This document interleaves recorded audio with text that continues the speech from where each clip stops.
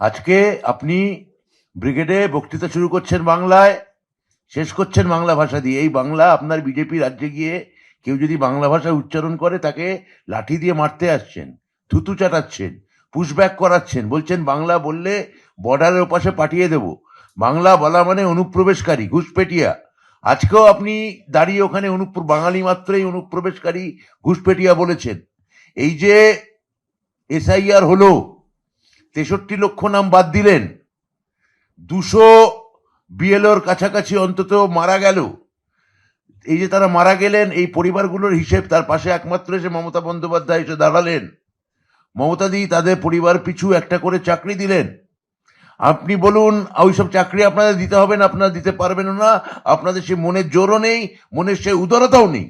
আমি খালি একটা কথা বলতে চাই যে এই যে 63 লক্ষ নাম আপনারা বাদ দিলেন, আপনি বললেন অনুপ্রবেশকারী, ঘুষপেটিয়া, রোহিঙ্গায় বাংলা নাকি ঠিক ঠিক করছে।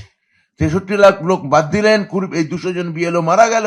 এদের মধ্যে কজন ঘুষপেটিয়া, কজন অনুপ্রবেশকারী? বাংলা বললে অন্য রাজ্যে মারতে যাচ্ছেন কেন? এই রাজ্যে এসে খালি বক্তৃতা শুরু করেন বাংলায় আর শেষ করেন বাংলায়। যে বাংলা ভাষার প্রতি এত রাগ, এত অপমান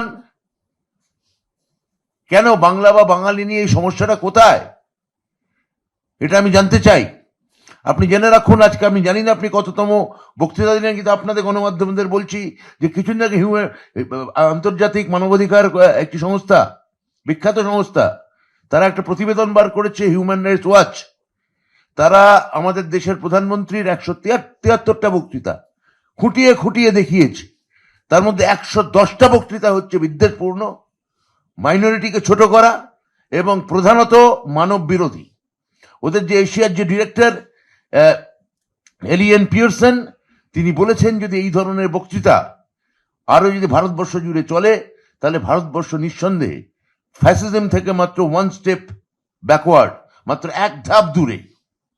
এই ফ্যাসিজমের দোরগোড়ায় এসে দাঁড়ানোর আজকে নিদর্শন আমরা দেখতে পেয়েছি, যে বিনা প্ররোচনায় একজন রাজ্যের মন্ত্রী, মহিলা মন্ত্রী, এবং যার শ্বশ্রুপিতা ছিলেন একসময় ভারতবর্ষের কেন্দ্রীয় মন্ত্রী, তার বাড়িতে ঢুকে, বিনা প্ররোচনায় তার বাড়িতে ঢুকে মহিলাকে জখম করা, কর্মীদের আহত করা, ফ্লেক্স সেরা। এটা কারা আসছে? এরা বাইরে থেকে, এইসব কারা নিয়ে আসছে? এরা আপনারা ব্রিগেড ভাড়াতে পারবেন না, অন্য রাজ্য থেকে ট্রেন ভাড়া করে নিয়ে আসবেন।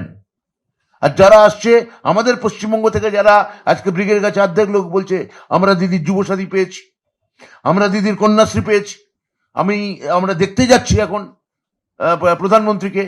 ভাই দেখুন, আপনি বারে বারে মুখ দেখান, ডেলি প্যাসেঞ্জারই হন, আপনি ট্যুরিজম মিনিস্টার হয়ে এখানে বারবার আসুন, পরিযায়ী টুরিস্ট হয়ে, কোনো আপত্তি নেই।